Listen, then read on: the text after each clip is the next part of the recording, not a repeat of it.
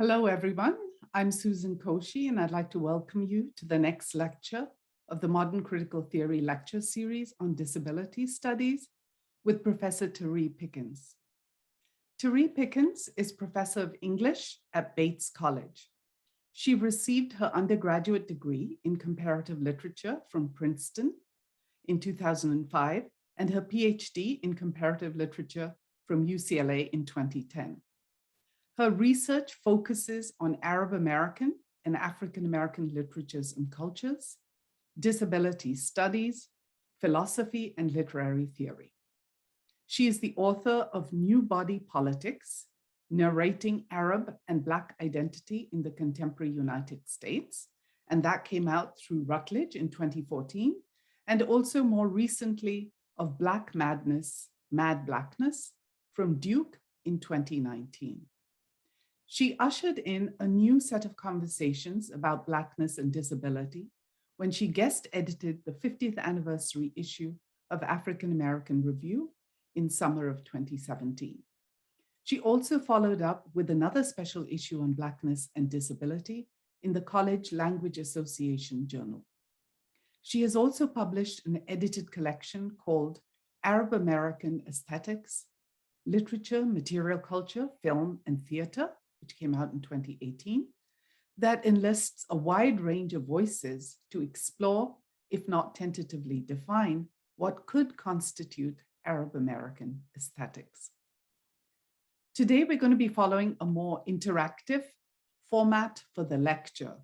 Professor Pickens will begin with a brief introduction to the topic and the readings, and then move straight to Q&A. So please have your questions ready, and you can type them in using the Q&A function rather than the chat, as in the past. So with that, thank you to all of you for joining us for this lecture. And here is Therí Pickens. Good evening, everyone. So I am battling what I hope is a cold. And so I'm a bit lower energy for those of you who may have seen me present in the past, but still the same person. There is a request for there to be live captioning. I see someone's working on that.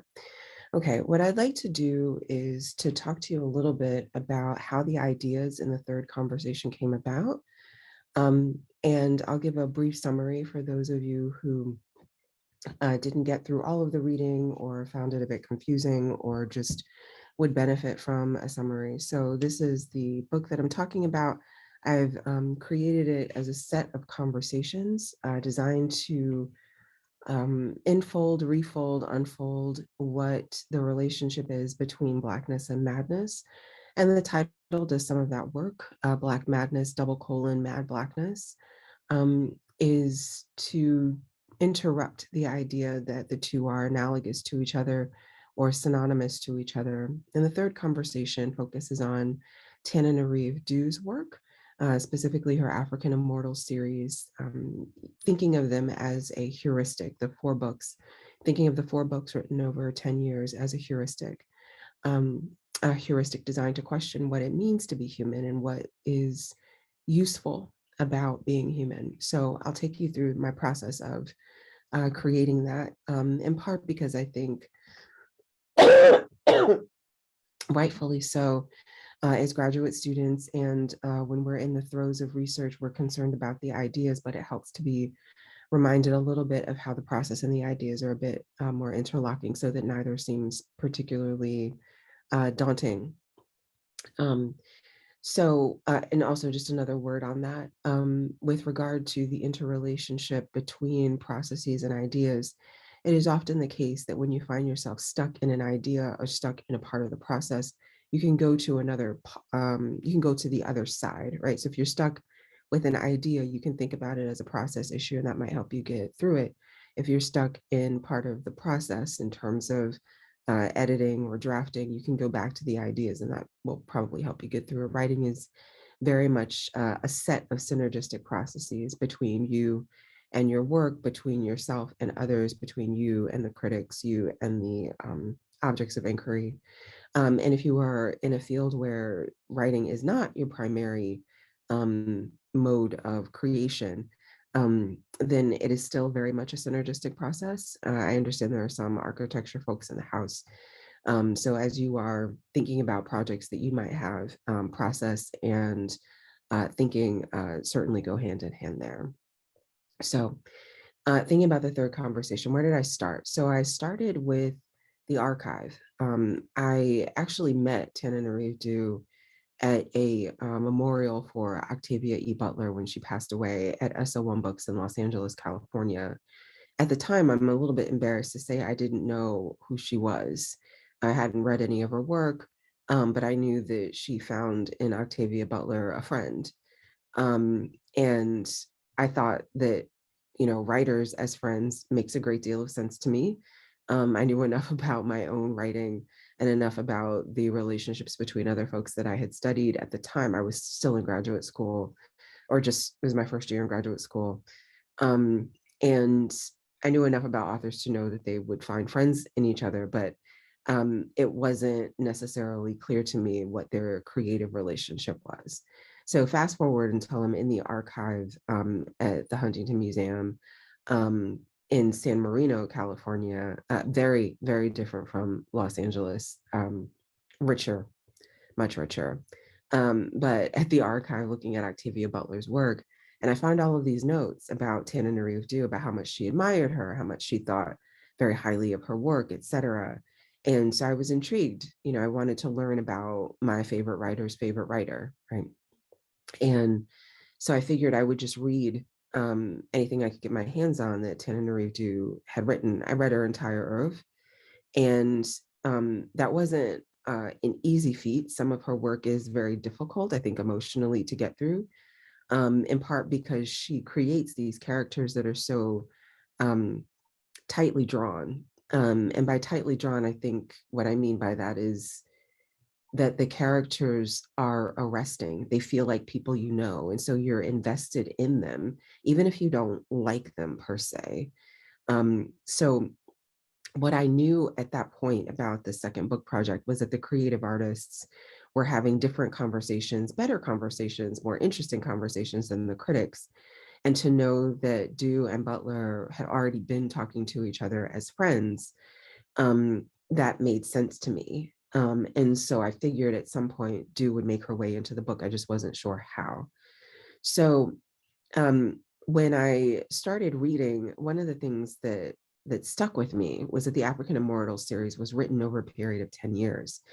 And what I know about writers from interviews and talking to them, I'm fascinated by creative writers. I think there's often something happening that allows them to create different worlds, specifically science fiction writers, where they are unmooring themselves from a specific kind of reality. So for her to keep returning to these ideas, these characters over a period of 10 years, and over a period of 10 years that was some significant change, so the late 90s and until into the aughts, that for her to keep returning to those characters meant something, that she was consistently revising the characters, taking them on different journeys, etc.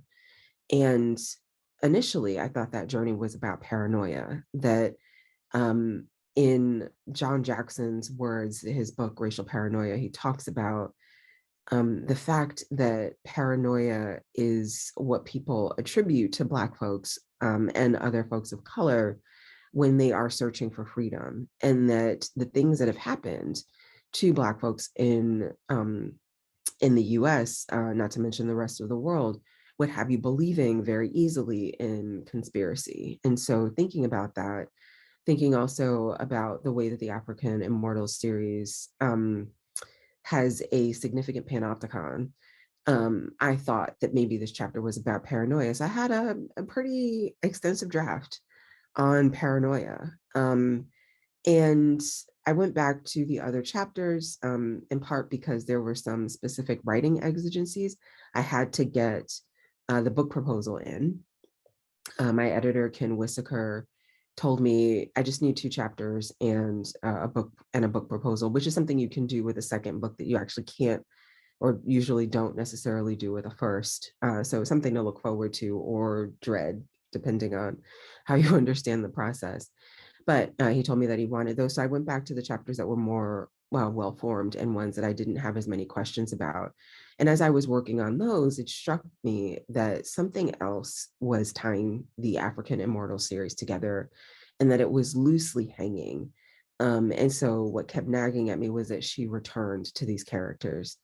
And that's not actually unusual for science fiction. Of the 11 books that Octavia E. Butler wrote, 2 of them were standalone, Kindred and Fledgling. She had plans for Fledgling to be a trilogy. And she also attempted at some point to work Kindred into the Pattern Master series. So having consecutive books or books that are part of a series is certainly part of the genre of science fiction writ large. So it doesn't surprise me that she kept returning to the characters, but there was something about the return that didn't strike me as merely about paranoia. And so I kept asking myself, they're loosely hung together, but loosely hung together by what? So the more I started reading into paranoia, racial paranoia, melancholy, etc. And the reason why I linked melancholy and paranoia together is because of the intensity of feeling, the intensity of affect around them. And I discovered several things. First, the paradigm of melancholia was not going to be where I wanted to settle. And you see that evidence of that decision in the introduction. But also that the African Immortal series seemed like a test of what it meant to be human, not just what it meant to be a Black human, or not just what it meant to be a human, but what it meant to be a Black human. What's the purchase of Black humanity, even with superlative ability? Why do they keep returning to humanity? Why is long life and longevity and immortality something that they accept with a kind of diffidence or recalcitrance? And it struck me that that test didn't quite turn out so well. I actually hate the ending of the series. I find it really uncomfortable because it's so wedded to an ideology of ability. And sitting with that discomfort made it very clear to me that that's what I had to write about. Michaela Cole's Emmy speech talks about writing the story that makes you uncomfortable. And she's talking specifically to creative writers, but I think critics should take heed as well. When you have to write about the thing that is uncomfortable, when you have to write about the answer that perplexes you, or the story that doesn't fit into a nice, neat little box, or the theory that keeps kind of escaping and creating its own kind of trouble, then that's really where the writing comes alive, and where the writing, I think, is honest. There's a creative writer here at Bates College. Her name is Jessica Anthony, and she asks her students, and often asks me when I ask her to read my stuff, is this honest? And she's not talking about whether it's a fact, and she's not talking about whether I'm lying to a reader. What she's talking about is, does the angst, the difficulty, the contradiction, the tension, the conundrum, the paradox, do all of those things come forward? Because those are the things that actually make reading fun. Those are the things that actually make, I think, criticism useful, when you can sort through something, or when you decide that this isn't something that we really need to sort through. We have to sit with the discomfort. And I think the African Immortals series forces others to sit with the discomfort, that at the end, it's wedded to an ideology of ability. So if there's advice that I'm giving, it's to sit with the uncomfortable thing and to write about the uncomfortable thing. As a critic, I think it's our responsibility to try not to problem solve creative writing quite so much. Try not to wrap it in a nice, neat little bow, and to try not to label the things that make us uncomfortable problematic all the time. Some of them are problematic. Some of them are difficult, but sometimes that's a trap that many critics, literary theorists kind of fall into when they're trying to make sense of something that just requires that we be uncomfortable with it. Um, a couple more comments about the order in which things were written. So you can see that the third conversation was written first and then rewritten and then revised. It took two sets of readers' reports for me to be able to move onward with the project the way that I wanted to. And in that time, the heuristic part became a lot easier for me to sit with. And what eventually made its way into the introduction were my answers to the objections that readers had raised. So for those of you unfamiliar with the book writing process, you usually submit a book proposal, you get a go-ahead to submit the entire manuscript if it's your first book, several chapters if it's your second or third or however many you choose to write. And then you get a set of readers' reports because the manuscript with the proposal is sent out to experts in the field. And you get those readers' reports back. You have to respond in some sort of letter. And then you also have to deliver the manuscript again. After that, sometimes there's a second round of readers' reports. Sometimes you get the same two readers. Sometimes readers bow out. Their bowing out has nothing to do with you. Usually it's their schedule. And then after that, what you get is their reports back and you have to respond again and then turn in the finished manuscript. So by the time I got the second set of readers' reports, people were deeply upset that I didn't have a conclusion. And what I thought was particularly fascinating was that I didn't think a conclusion was necessary, but it did remind me that being immersed in a book about madness and Blackness, I was immersed in being mad Black and being Black and mad, right? With all the valences that includes, sort of angry. And as I note in the preface, I was in the midst of a very intense and difficult illness. And so being treated in a hospital as a Black woman in Maine, I was often considered crazy. Who is she with this PhD to tell us how we're going to administer medication? Well, I'm a longstanding patient, and I know what the difference is between 1.5 milligrams and 1 milligram. So being considered mad and Black, having gone through a set of personal circumstances that made it all real to me, I had to put myself in the position of readers who were not immersed in that world, and explain to them why it was that a book like this couldn't easily conclude and shouldn't neatly conclude, because it puts too nice a bow on things that are uncomfortable and unsettling. And as I point out at the end of the conversations, the only way out is through. So the introduction was actually written last. Actually, it was written after the preface. The preface had been rattling around in my head for a while. There's something about the mentorship that I received while doing the second book that I wanted to pass on. And there's also something in me that deeply believes what the theologian and philosopher Ms. Lauryn Hill, has to say in her song, Forgive Them, Father, which is, if you're looking for the answers, then you got to ask the questions. And there were a lot of people asking me questions. And so I felt like I needed to put some answers in the preface.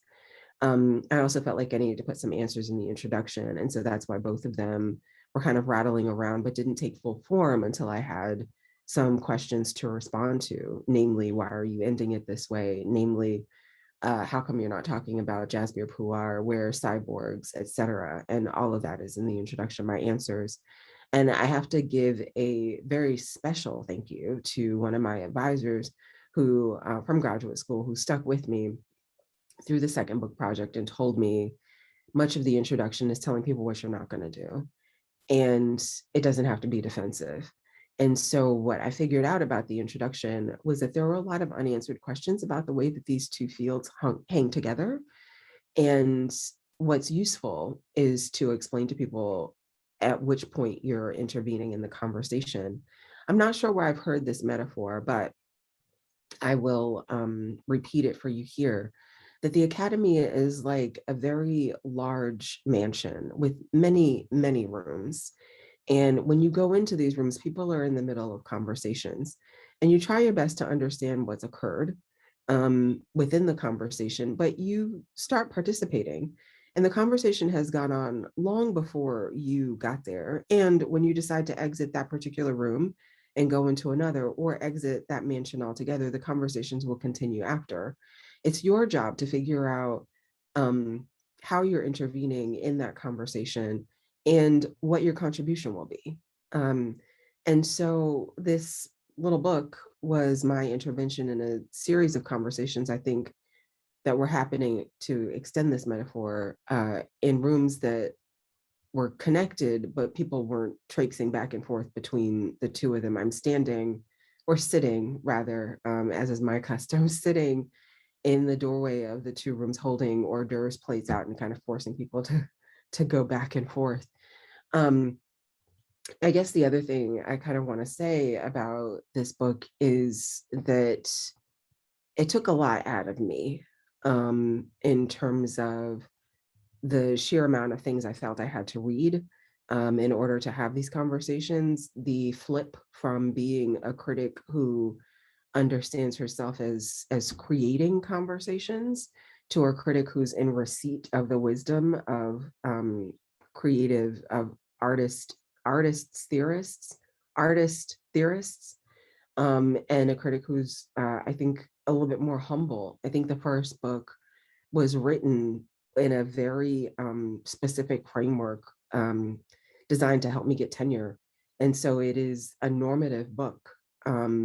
But here I'm taking a very different posture vis-a-vis the books that I'm reading, and taking a very different posture vis-a-vis the people reading the book, not wanting them to feel locked out by looking at a complete chapter, but entered in by examining a conversation, to write in the margins, to look at the footnotes. I think this is the conversation where I quote Michael Jackson in The Wiz, and elsewhere in footnote 20, I think, in this one. But yeah, I wanted people to be able to be in dialogue, and also to think specifically about what we hold on to with the discourse of the human. And for my comp lit folks out there, you'll see in that third conversation that I kind of go through the major movements of theory in the first couple of pages. And that's not accidental. Well, nothing is accidental in that book. It's not an accident for me to do. The reason why I did that in part was I was riffing off of E. Patrick Johnson, who did that in a speech at the College Language Association some years ago, but also because I think we have to question our weddedness to the concept of human and how deep it runs. Sylvia Wynter's work is not to be ignored on this point. It isn't just that it's the architecture of white supremacy. It isn't just that it's the architecture of colonialism, but that architecture is also part of the very fabric of the institutions that we sit in, and we have to be aware of that, so that if we can't help but be complicit by sitting in these institutions, that we're not complicit without knowing so, and complicit without resistance. So I think I will stop there, and just to rehash, uh, conversations are not in my case, conversations, maybe in your case, chapters, they're not written linearly. Sometimes you have to scrap the entire thing. Sometimes you don't know what you're going to write about until you read everything by a given author, which is actually not a bad thing. Getting into how they write gives you some intuitive knowledge with which to talk about them, and sit with the discomfort. And intros are always written last, and trust the process. I don't think I could have gotten anywhere good without a different set of readers. I don't know who they are, although I've been really dying to find out. But the process of submitting the manuscript is not a process where you submit something that's done, and then you wait for people to unfairly critique your work. You submit something that is about finished. It's ready to be seen. And then you let it go. You let those folks function as test readers, and then you kind of we take their feedback and incorporate it. Or, in my case, as is pretty clear, I decided I wasn't going to incorporate it and I had to explain why. So with that, I'd like to open this up to a more robust Q&A. Professor Koshy, could you rejoin? Yes, of course. Yeah. Thank you, Therí. And I'd also especially like to thank you for talking so much about the writing process and how this book was made. That's something we haven't actually done much of in the lecture series, though some of that work happens in the seminars. But it's really illuminating. And particularly your willingness to actually put out how different the first book was from the second. So thank you very much. But the questions are coming in. So let me sort of move to that. And so, okay, the first question is from Dee Dee Ruggles. And Dee Dee asks whether she can ask her question in person. And we can go ahead and do that. 1 minute. So Ashley? Can you hear me? Yes. Okay, there we go. All right, great. And I'm asking it in person because I'm just gonna mess it up. And that way I can go back and say it again like two times. So, you've given such great advice to graduate students about the process of writing and seeking publication. And you've tied it in with everything from medical care to publishing to your own personal experience meeting Octavia Butler. I don't know if you know, but we have a whole Octavia Butler thing going on campus this year. In the theater department, we have some theater events. But so the thing I'm coming back to is when you describe fiction and you describe scholarship, I think of scholarship as something where there's always a rejoinder, there's always a response, you're always answering back, right? It's discourse. Fiction seems different. And here you are as a critic. I'm not a critic, so I'm really asking for information because I don't know what this is like. But when you write critique of fiction, the fiction writer is not supposed to answer back. It's its own field. If anything, everything I've heard from those friends of mine who write fiction, they sort of protect against it because they don't want to answer back. They don't want it to be conversational. They want it to be coming from some other place. So it seems like a very different process than the scholarly process of, discursive conversation. And here you are engaged in both. Can you talk more about that? Sure. So I just want to clarify. I've never met Octavia Butler. I met Tannen Reeve do. Because I want to be really. I wish I had met Butler. Yeah, me too. So yeah, I don't know. I can't speak to the folks that you are around who are fiction writers. But it strikes me that in Black literature, critics or fiction writers or essayists are that there's a kind of useful intellectual promiscuity happening, so that I'll take a couple of different examples. So early 20th century, late 19th century, you've got Pauline Hopkins, who wrote 3 serial novels in The Colored American before Booker T. Washington unceremoniously fired her after acquiring the magazine.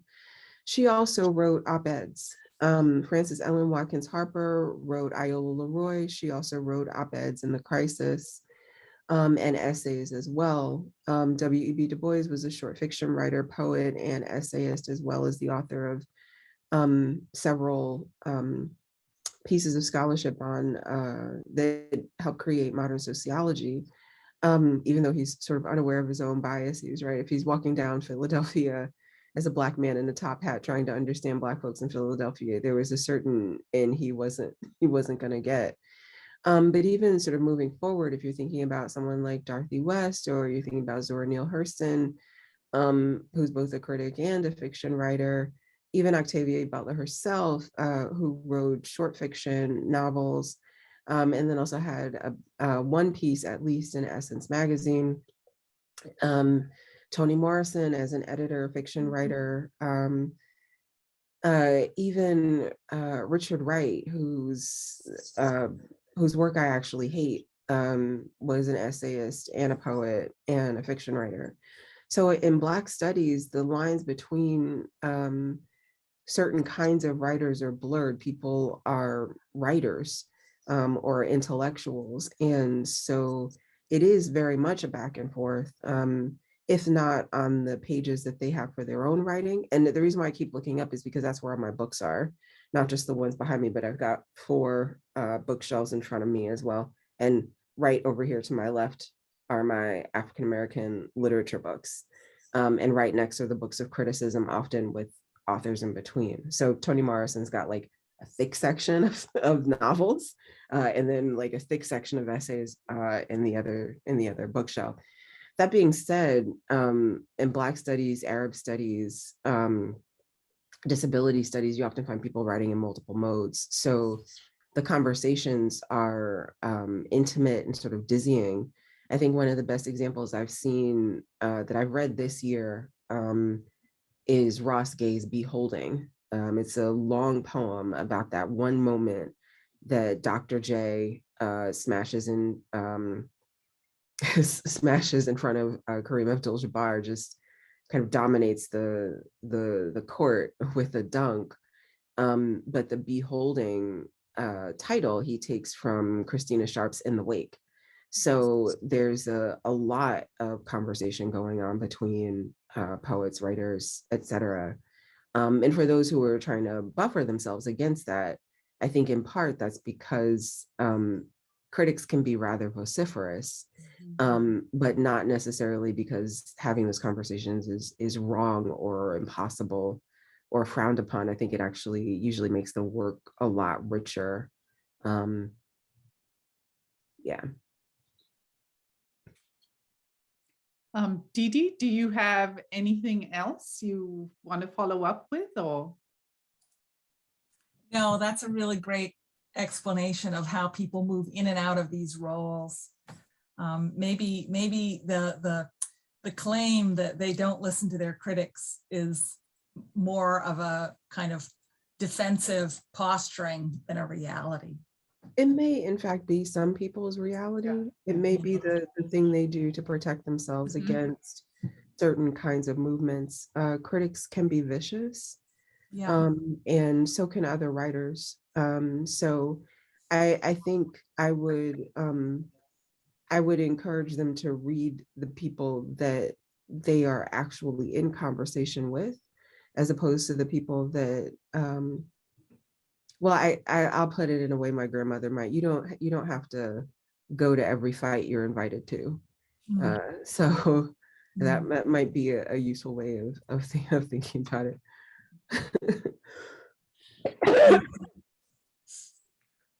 Okay, the next question is from Brienne Hayes. Are you familiar with the work of Samuel R Delany?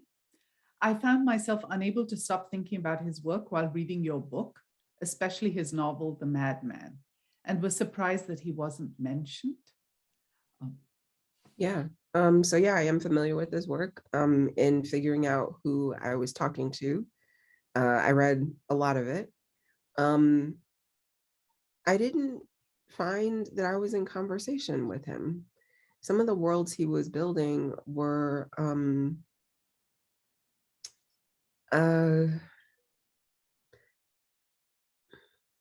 really masculinist, very penis focused. There's a lot of sex. They're really, I think, fascinating looking at them from a queer theory perspective, and looking at them because Sam Delany was and is in conversation with Octavia E. Butler, but I think their approaches are vastly different. And so there's something about his work that didn't seem to fit in this conversation. But part of the reason why I think of it as a conversation is that what I couldn't envision, someone else could. So if my book opens up the avenue for you to talk about him in relation to these ideas, then that's fantastic. And I'd love to see them. Mm-hmm. Brienne, do you want to respond? Yeah, I don't really, it was a pretty simple question. I was just genuinely very curious because as I said, at least in my reading, sorry, I'm all over the place. I'm very sorry. I adored your book. I thought it was extraordinary, and I am always so thrilled to see works of criticism that very willfully break with convention. And I really resonated with a lot of what you said about the way that sort of when we do studies, whether that is Black studies, whether that is disability studies, that there is a lot of switching between modes, and I think that's extremely important. And that's just as someone whose own work focuses on Delany, I did see a lot to talk about in there, and so I very well may do that sort of very conversation as you suggested. I was just genuinely curious. Anyway, thank you very much for writing this and for being here to speak. Thank you. I do appreciate that. The next question is from Alana Ackerman. A couple of questions, actually. So you mentioned that your first book was normative in order to get tenure. What was normative about it, and what do you wish you could have done differently? So that's one set of questions. And the second, and you mentioned the term able-bodied ideology or abled ideology. Yeah. Can you talk about that a little more? What is abled ideology? What is disabled ideology? Sure. So the first book was normative in a couple of different ways. 5 chapters, intro, conclusion, as regular, smegular book. A lot of literary critics take that avenue. I created an argument that, I took the reader on a journey from here to here to here to here. In that first book, I call it a set of ever-moving concentric circles, sort of starting at the center and then getting wider. One of the other ways to think about it is if you've ever seen Abba and Ailey at the end of Revelations, they have their hands up like this and they go like this at varying speeds. And because all of the dancers have different arm lengths, it looks sort of chaotic, but it's the movement from the center to something larger. And that's what made it normative, I think. Just that it was the exact same format as every other piece of literary criticism that's out there. I mean, certainly I'd like to believe it was doing something different. I don't think it would have gotten published if it wasn't doing anything different, but I think that was the easiest way to make myself legible to a tenure committee. So here at Bates and at many small liberal arts colleges, your tenure committee is not just your department, it's other folks in the college. So what does Paula do? Paula Schlacks. She's a biologist here. She studies Lyme disease. She was on the personnel committee reading my file. She had to be able to understand that. And it had to be legible to her. And her one friend in graduate school, and I don't know Paula's social circle, but if she had that one friend in graduate school who was in the English department, she had to be able to check in with that person and be like, 5 chapters, intro, conclusion. Right. So there's something about that I think made it normative, and I capitulated, right? In order to have a project that's legible for tenure, I had a project that I loved. I'm not saying I didn't love that project. I still love it. It's the first book that I put into the world. I look upon it fondly. I don't really disagree with anything that I said in there, but it's a very, it feels common. It's like, I guess in my closet, it's a little black dress. I go to it when I need it. I think it makes sense. It serves its purpose. It's I think it's beautiful, but it's still a little black dress. This, I think, is a ball gown. Right? And because there's something creative about it, right? And there's nothing I wish I could have done differently. I think, doing that gave me some very specific practice, helped me conceptualize and conceive of a project that's large. The dissertation is supposed to do that, but it does and it doesn't, because the best dissertation is a done dissertation. So you're trying to get to a point, right? A dissertation is sort of like a final exam. The first book, on the other hand, is you've arrived. You're a critic and you're making an argument. You're not trying to prove that you can make an argument, which is kind of the purpose of a dissertation.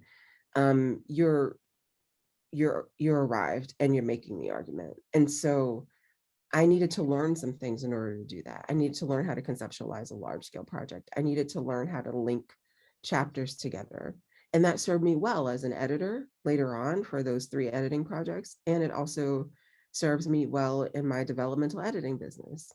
And it also serves me well in thinking about something that could be linear, right? Distilling ideas to the point where I can take someone on a journey with me.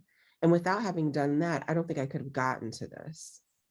So if I think about my academic journey, sort of like Project Runway, that first challenge, right, is something that, everybody should be able to do. Those final challenges, that's kind of where I'm at with this book. And not to say like I won or this is it, it's more like there's a progression. I personally needed that specific trajectory from the normative book to the more mad book in order to make that happen. Other people don't necessarily need that, and that's fine. Temanaska, know yourself. But that's what I think about the first book. Able-bodied ideology. Under the framework of white supremacy, ableism is a very close kissing cousin. And so many of the things that we say and do are part of an ideology that, a part of what Tobin Siebers calls an ideology of ability, the desire for ability. It's in the metaphors we use for confidence, right? He's sure-footed. They stood up for themselves. It's in the metaphors that we use for having an idea, foresight, envision, right? All of those speak to an ideology of ability. And so that ideology of ability is a reach for constantly the able body, the able mind. Even the word mad, right? That's mad, right? That's crazy, which is another way of saying it's not normal, right? Because normal is to be able-bodied. And so disabled ideology, I think I use the term ideology of ability, but I do love the idea disabled ideology, and I think it would be the ideology that speaks to a desire for disability, to come to know disability is a very clear and consistent part of human variance and a very much necessary intervention into how we understand the world. Alana, do you want to follow up on that? Sure. Yeah. Thank you so much, Dr. Pickens, for your talk and for your answers to these questions. I guess, yeah, just my thinking for the questions was, for the first one, I mean, as a graduate student who's about to write a dissertation, I'm also thinking about how to incorporate disability into the actual structure of writing. So that's why I was kind of thinking how to go about writing something that might be non-normative in its structure. But like you say, the dissertation has to serve a very concrete purpose. Yeah. So that's helpful to be reminded of that. If your committee lets you experiment, then feel free to go ahead. But if you don't have a committee that is amenable to that, then your writing is still your own. You can do what you need to elsewhere or else when. Sorry, I think you were still talking. My bad. Oh, that's okay. I was just gonna kind of say one sentence about the second question, but I was just thinking if there was a difference between the ideology of ability and ableism, or like if there was some difference between those, but it sounds like they're pretty similar in how you're talking about them. Yeah, Tobin Sieber's understanding of the ideology of ability is that it's a form that ableism takes. Yeah, thank you so much. The next question is from Zhengguan Wang. I feel your book is rather interesting. However, as this is a new field to me, there are some terms I'm not familiar with. Could you please talk more about the idea of like race? And I'm assuming this is about the kind of analogy issues that you discuss in the introduction. And I'm also curious about how you would define Black speculative fiction. Sure. So the like race idea is where disability gets compared to race. Being Black is like being disabled. Being disabled is like being Black. Being a psych patient is like being a slave, right? All of these sort of analogies, these similes that attempt to make particularly racialized experiences similar to or commensurate with disability experiences. What they neglect is that racialized experiences can also be disability experiences. Disability experiences can also be racialized experiences. And so, as I point out in the introduction, these kind of fall apart on their face because they're uncomplex answers to very complex questions. How would I define Black speculative fiction? Oh, wow, that's as varied as the authors that produce it. So there's, the N.K. Jamesons, Nnedi Okorafor's of the world. There's W.E.B. Du Bois, right? His short story, The Comet, is about, a comet wiping out the Earth, and leaving ostensibly a Black man and a white woman to repopulate the Earth. Derek Bell, the legal scholar, also has fiction on this. So, I would count them as participants in Black speculative fiction. But it seems to me to be a form of speculating about the future that does not leave Black people behind. In many sci-fi books, when people think about the future, or even when they think about the past, or even when they think about the present, they seem to forget that that Black folks and people of color are around. So I'm not quite sure I'm dating myself because I can't see any of you, so I don't know. But I've watched all of the seasons of Friends.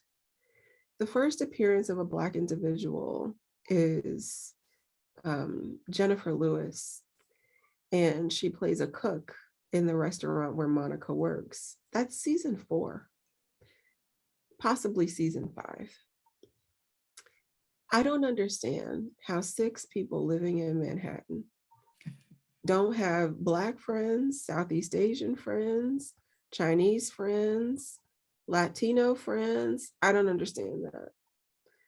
No, not at all. And I don't understand how Joey, who's a consummate womanizer, only has one Black girlfriend, and that it's Aisha Tyler. And that's like the last season. I don't think so. There's something about the speculation of the other world, the fictional world, where people leave out folks of color. And I don't understand that. But I think Black speculative fiction tries to rectify that by putting Black folks at the center, and certainly not at the margins. So that's a pretty capacious definition. I think putting Black folks at the center also means changing the structure. Mm-hmm. So the structure of storytelling often takes on a kind of oral quality both oral and oral quality, and usually has these kind of subplots that are absurdist or comedic. So yeah, that's how I would define it.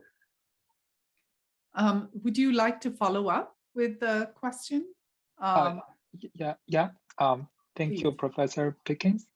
Your book is illustrating, provocative, and I feel your talk just now is really helpful for a graduate student, like how to dealing with academic writing. And I think a possible follow-up question might be, like, you just I think there is a sentence in your introduction. It says like one cannot have race without disability, and nor can one have disability without race. I think the like race idea to some extent at least helped me to understand the later half of this sentence, like nor disability without race. But I'm still confused with how can you explain why you would say a race there cannot be a race without disability? Like, do you mean that the race, this concept itself, is established by previous like writers, scholars, with like itself contains the connotation of disability? Like for me, I'm a Chinese, like we yellow people are somehow like yellow peril, like, and also like what you just mentioned, like in this book, the black is related to madness. Do you mean this? Thank you. So yeah, I think the discourses about race often link people of color with contagion. So yellow peril, immigrants as aliens, right? All of that is certainly how I think racialized discourses always include disability, usually as negative.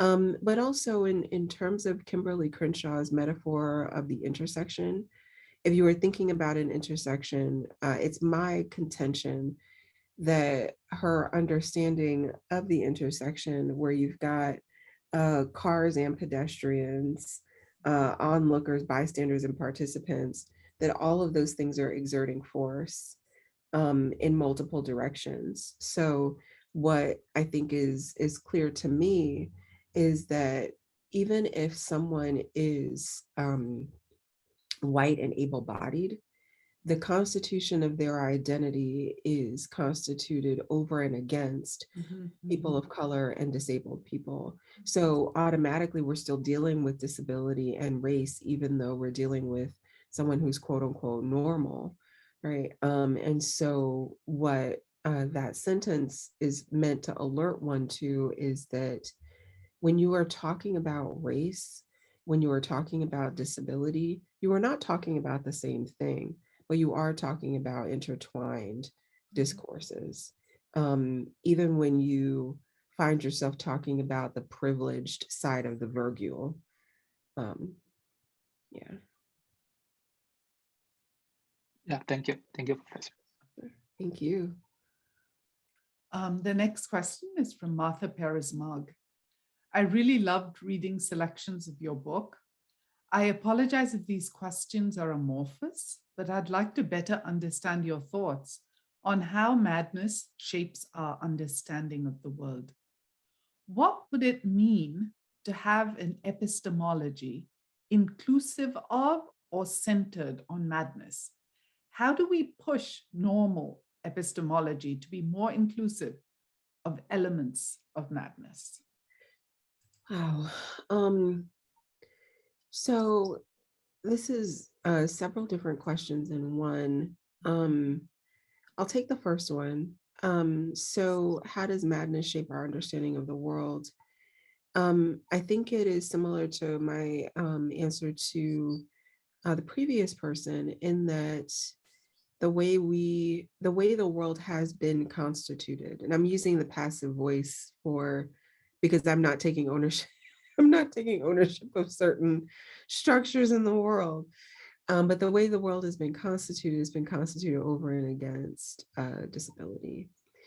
And madness becomes the place where people are, the reason why people are ejected from specific spaces. So in Kim Nielsen's A Disability History of the United States, she talks about the original reason for madhouses and prisons to house people who had no social supports, people driven to various forms of insanity, depression, etc., because they lacked family support or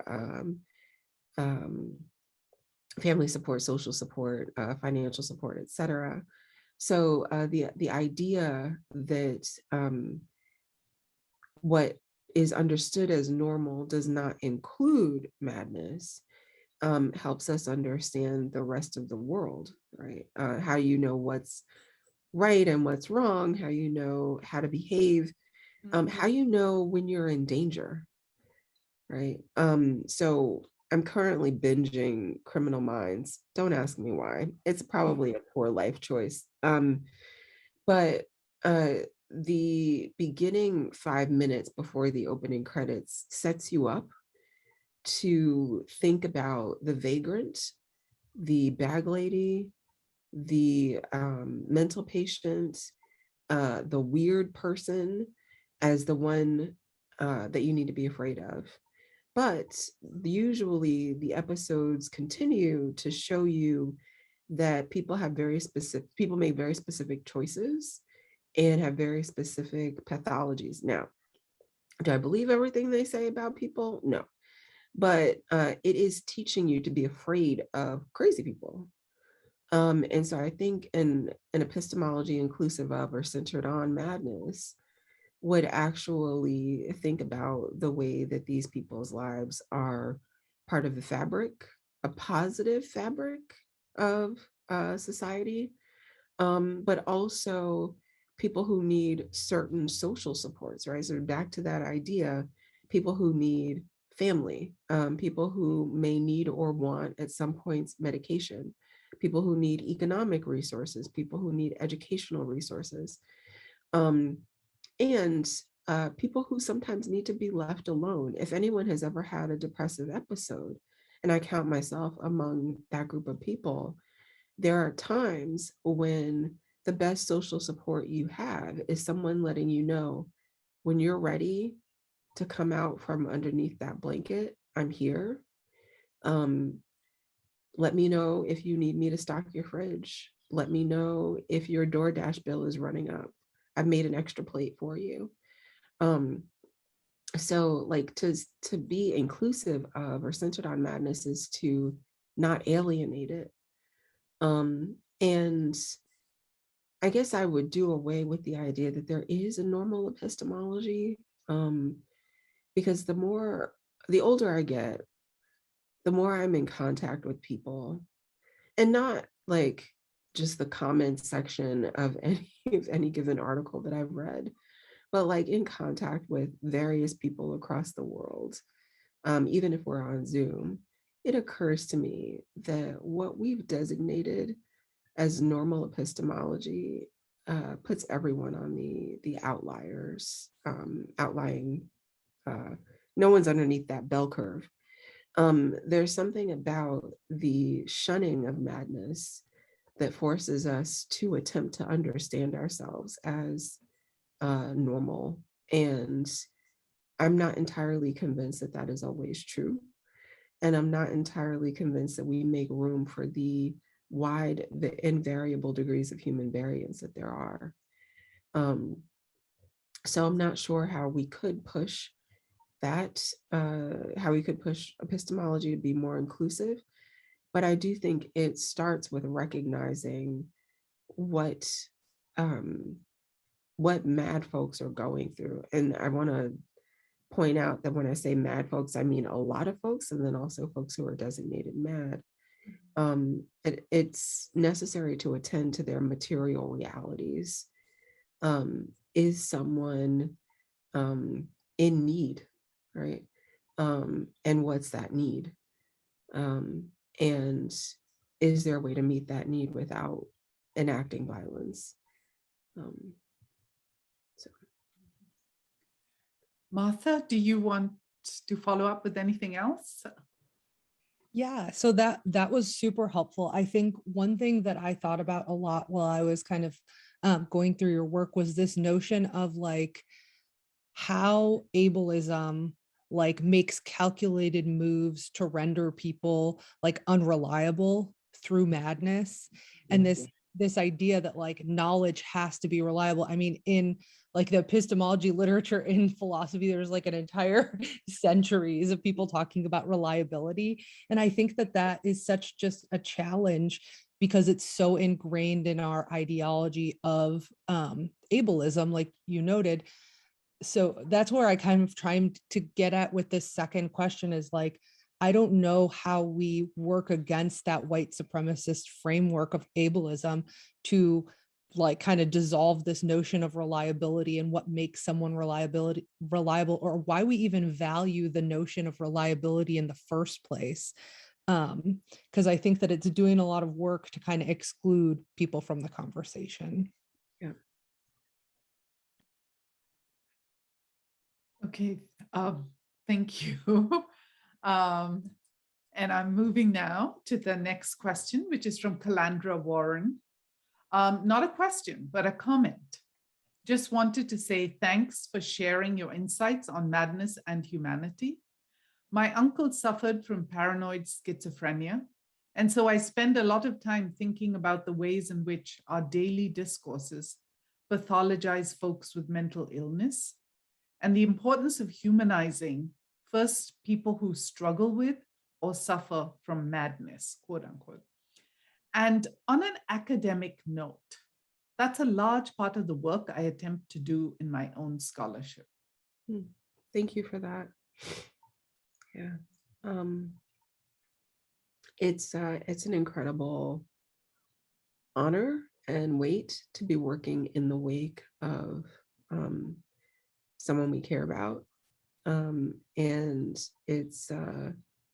it's necessary work because I think it puts the compassion back into scholarship. So yeah, thank you. Thank you for your work. And I'm sending my best wishes to you as you continue to work in that vein.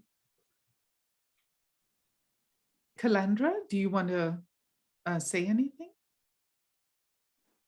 No, I'm good. Thank you. Okay. All right. Thank you. Another question from Christopher Goodwin. Thank you for your discussion with us, and I very much enjoyed your book. My question is as follows. Much of what we see in cultural disability studies is the negative connotations of especially mental illnesses.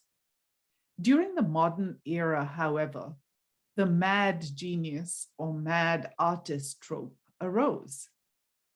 In one sense, this is something more positive in that genius, especially artistic genius, was correlated with a kind of madness.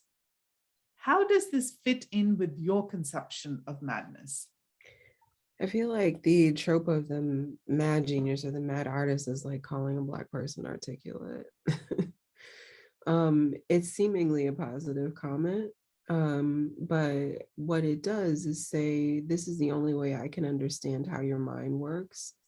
This is the only way I can account for the things you do that I don't understand. And we see this, but it's in Criminal Minds, Dr. Spencer Reid, it's in House MD, it's in Monk.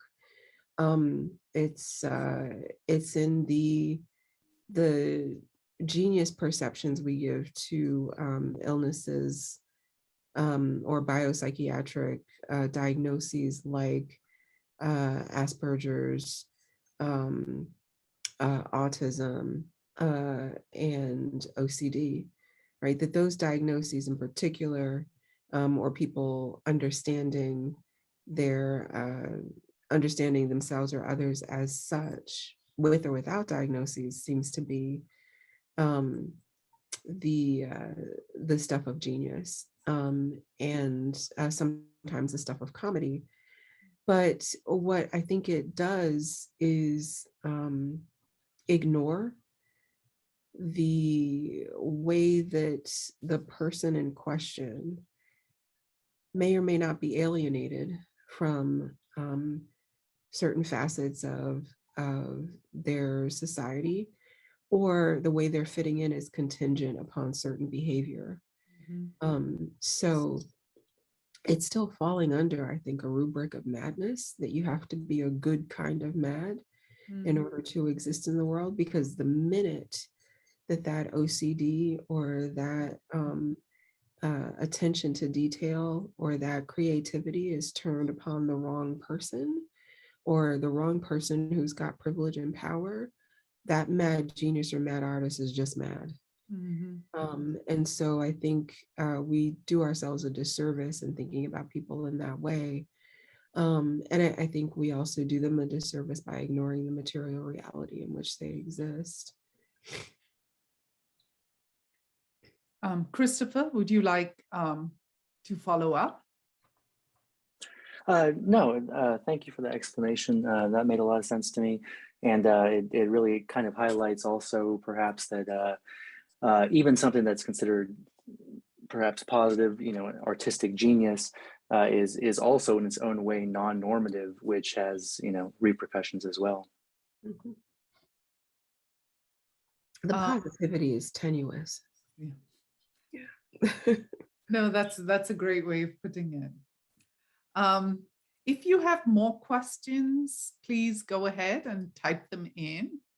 While we're waiting, I had a question for you, and that was, was there something in your thinking about ability and disability that shifted in the course of writing this book and doing the reading for writing it?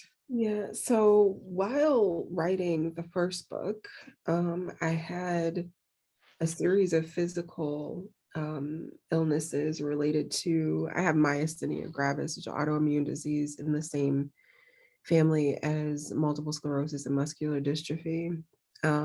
Very different symptoms, but same family of autoimmune illnesses. While writing that first book about how people's physical bodies make social meaning, I had just moved to Maine, and my Black body was making social meaning in these hospitals where people weren't familiar with myasthenia and weren't particularly receptive. And so I got a firsthand look at that. While writing this book, I was routinely questioned about my sanity, and also in Maine. And my need for certain types of pain medications. So I kept joking, next time I'm going to write a book about butterflies, because I keep having to experience what I'm writing about. But what changed, honestly, was the movement from physical disability in the first book to madness in the second book. Which was a particular challenge, I think, intellectually, because disability is a wide and broad and deep category. And I couldn't pretend that the first book actually answered any questions about mental illness or biopsychiatric diagnoses or communities. Whereas the second book, I can't pretend that it says anything about physical illness or disability or impairment. So yeah, that's what primarily shifted, the shift from physical to mental disabilities, broadly speaking. But the other thing that shifted was my sense of creative control. So the prose in the second book is tighter. It feels more like a voice I use when talking to my friends. The footnotes have all these jokes in them, all of these references, all of these things I'm interested in saying or doing that feel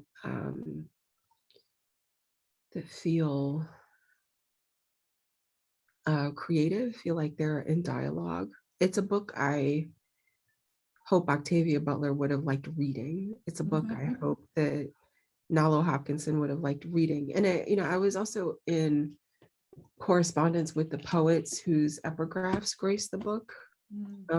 And the artist whose work graces the cover, the first cover and the back cover, sent them all copies of the book and hoped that they found it useful. So there's something also about me feeling more like a scholar citizen in this writing. And that's, I think, what shifted. The other thing that shifted is the thing that comes with tenure. And I'm sure that if anyone asks my colleagues at Bates, they'll say that I was like this when I first got here as an untenured, tenure track person. But I feel like I ask better questions now. I feel like I take I won't say ownership of, I'll say responsibility for my place in the field. And there's a kind of freedom that comes with the fact that promotion is easier to get than tenure. And writing the second book was my chance to write something that could totally fail, or it could do what it's doing now, which is being in conversation with a bunch of different folks. So those are the things that shifted. I think it was a huge emotional shift that allowed me to do the intellectual shift. Oh, also, sorry, I can't believe I forgot this. The primacy of Blackness in this text was crucial for me as well. Just the way that the sentences are, the use of certain slang, down to the title. And then I think also just my desire to be cheeky. So you'll see that the book has the orange spine and the orange in the front. That's Princeton's orange. I think they bear some responsibility for making me as cantankerous as I am, in good and bad ways. So like I'm still in touch with my friends from that time in my life, and many of us are academics. But also like there's a certain degree of crazy making that happens when you're in a very privileged white space. And if you don't believe me, check out the chapters in Michelle Obama's memoir about the Princeton she describes is the same one I went to, and we are 20 years apart. Wow. So, wow. Yeah. Thank you. Thank you. We have another question. Again, Brianne Hayes. I was fortunate enough to meet Tanana Reeve Dewar at a reading she gave at Antioch in 2019, but I'm still yet to read any of her fiction. Would you suggest starting with the African Immortals series or with another of her books? So I'm gonna take a look at my Kindle because that's where all of her books live for me. Let me change the interface, so bear with me. Yeah. Use Bluetooth if you want to. So it kind of depends on what you want to do. If you want to read the entire series, that's fine. But if you want to get to know her as a writer, start with her first book and go in chronological order. Because I think that's the way you get to know how someone's building and thinking of their own work. It might make more sense, some of the moves that she's making in African Immortal series, if you read some of the other things that she's done, especially her foray into horror and her sense of herself as a multi-genre author. But yeah, I'd start with the first, and unfortunately I now can't find and can't recall her first book. I think it's My Soul to Keep. Yeah. But yeah, I would definitely suggest starting with her first book and going forward. That's actually how I would suggest getting to know any author. Start with the first one and then go forward. Okay. We could wait another minute to see if there are any other questions. Because it is a kind of talk that, slowly kind of pushes questions up to the surface. It's been wonderful. Thank you because, you know, you've not only talked about your own work, but in talking about how you've thought about it, the things you've wrestled with, I think it really sort of resonates with all of us. Yeah. Thank you. Did anyone have questions about the writing process? I feel like I spent, Thank you. yeah. And I'm curious to also hear from professors if this dovetails with your own experience. I don't know if I'm giving out too many tricks of the trade or things. But there's something, the reason why I keep connecting it to personal stories is because when you're writing, you're not just a brain in front of a desk. You've got, you know, and I think a little bit about Sarah Ahmed and her obsession with tables. Not unlike any other philosopher, actually, but there's usually something underneath those tables, right? There's some chair that you're sitting on, there's people in another room. There's the folks who labored to make that table, even if all they gave you were the IKEA parts and, you know, you had to use your own little Allen wrench and whatnot. But there's a intensely personal process that is sort of reliant on your living that you do when you're not writing. So that's why I keep relating it to personal stories, but I'm curious to know if anyone has any questions about the writing process, or any questions about the footnotes. Actually, I'm really kind of in love with the footnotes from this. My favorite one. Okay, here comes a question. Jackie Krogmeyer, you speak about the ability to be more experimental, to risk failure after tenure. What happens when you experience pushback to your ideas during the writing process before tenure? That's actually a really good question. Yeah, it is. How do you deal with that? Yeah, so it depends on what kind of pushback it is. So if it's pushback to your ideas in ways that make them stronger, or that let you know who else is in dialogue with you in the field, or who else is interested in your work but is going to need some questions answered before you delve into your work, then that's something you kind of need to listen to. And you have to know the difference between the pushback that is about a kind of epistemological violence, and the pushback that is actually about engagement with the field. And sometimes the two are intertwined. So if you feel something as epistemological violence, that doesn't necessarily mean that embedded within it is not a useful critique. That's when it helps to have a writing group that is in your field and a writing group that's in kind of your broader network of folks, so that you know whether what someone is saying is something you need to dig into a little bit more. So there's that kind of pushback. And then there's the kind of pushback that is about someone's own fear with regard to where the field is going, and what you represent as a writer, as a thinker. And in that case, this is where it also helps to have community, and where it helps to be able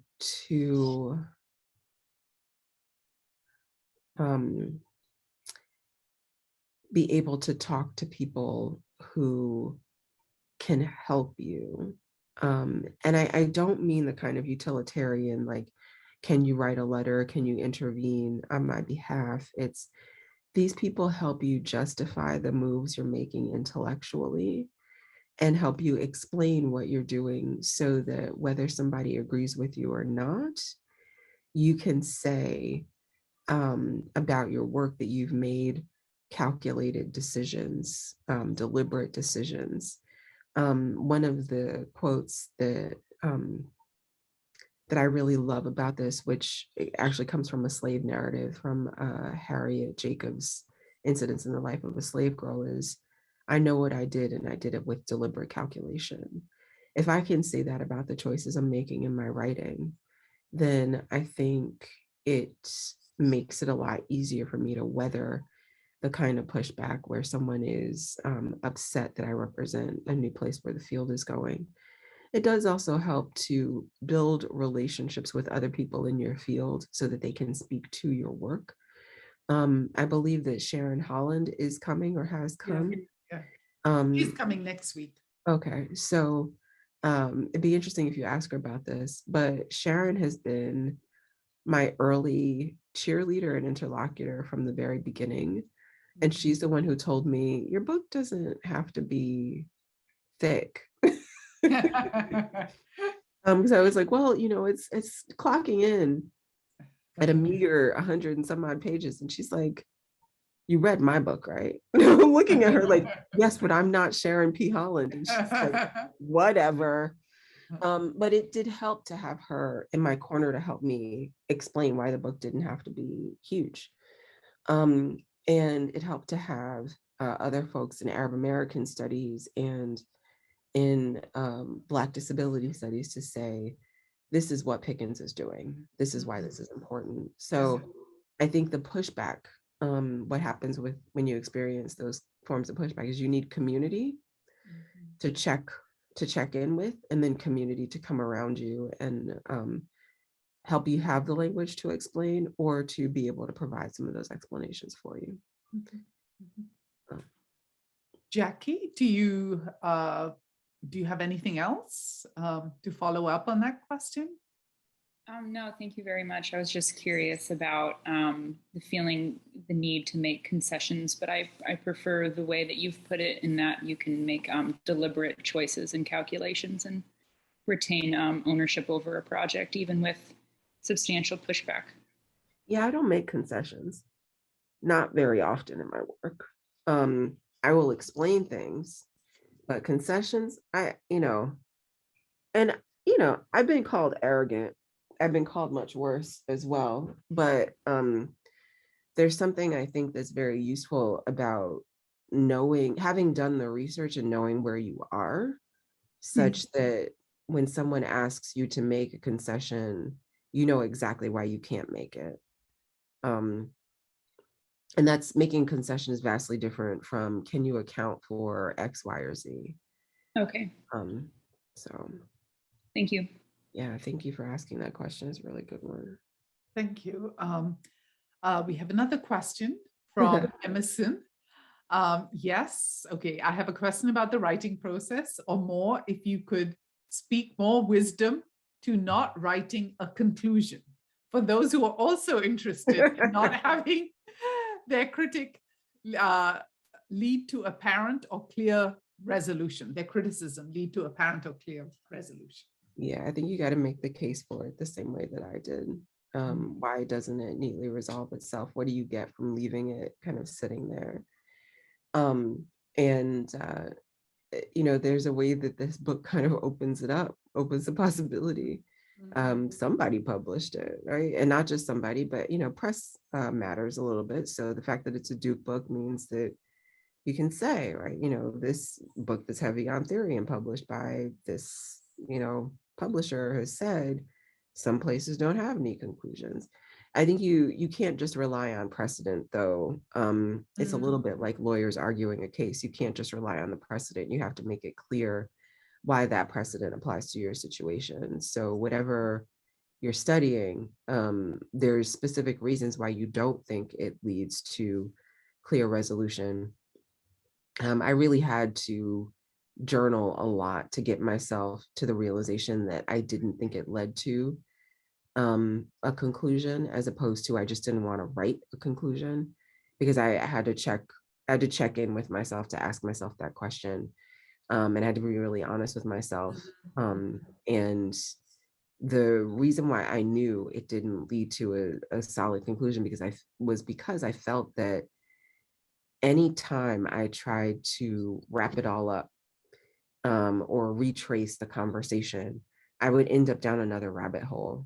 Well, what about this philosophy of being? What about this moment of epistemology? What about these narratives? So it would just keep going, and not in the way that you're used to research continuing to go, because all research questions and answers lead to more questions and answers.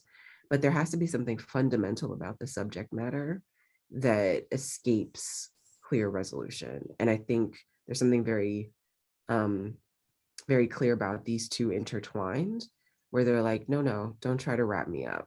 Don't don't do this. Don't make solid what we've tried very hard to make diffuse. So I think you can rely on precedent a little bit, but you also have to talk about how that precedent works with what you're doing. Emerson, do you want to add anything? Well, first, Dr. Pickens, thank you so much for being here. I greatly appreciate your talk today. I think that your answer was very clear, articulate. Just a follow-up, do you feel like it would have made a difference if you were trying to write this book as your first book versus as after tenure? Probably. I mean, I can't imagine having written this as my first book. I think there's a degree of maturity I needed to approach this topic for several reasons. The first is that I've only dealt with depression in my personal life, and my research into biopsychiatric definitions of madness or cognitive definitions of madness or critical mad studies required that I put aside some of the things that I had thus far relied upon. I'm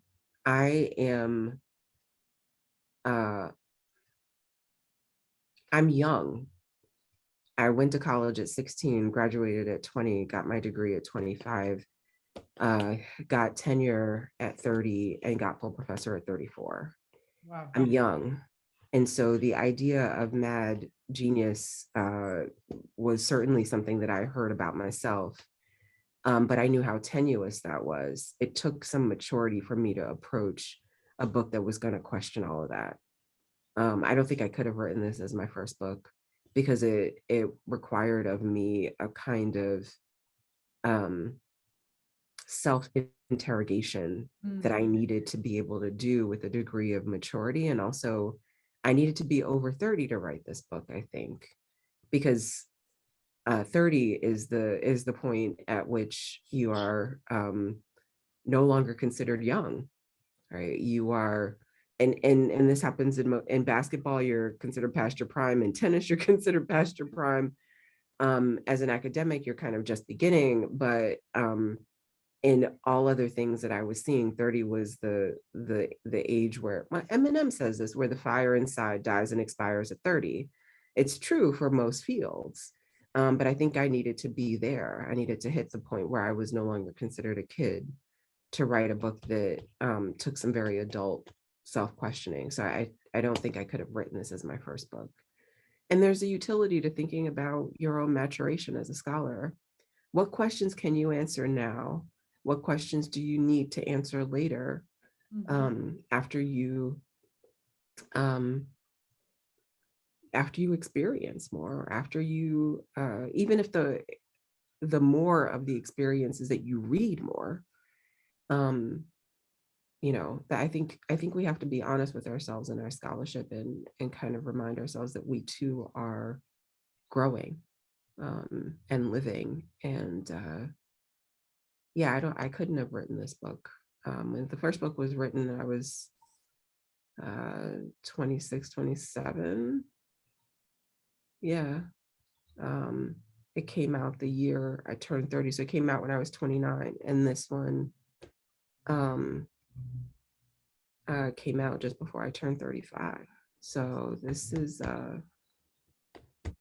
this needed that time. I needed to be a different person in order to write this. Okay. Thank you so much. Thanks for the question as well, Emerson. Yeah.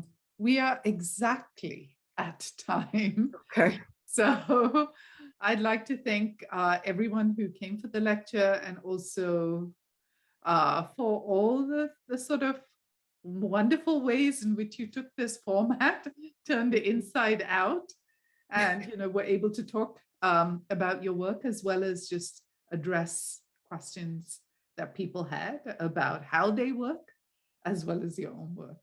So yeah. Thank you very much. Thank you so much for having me. This I said I was going to be low energy, but I feel like I've got like a second wind, yes. which is nice. So thank you everyone for showing up, and thank you everyone too who asked questions. I appreciate them.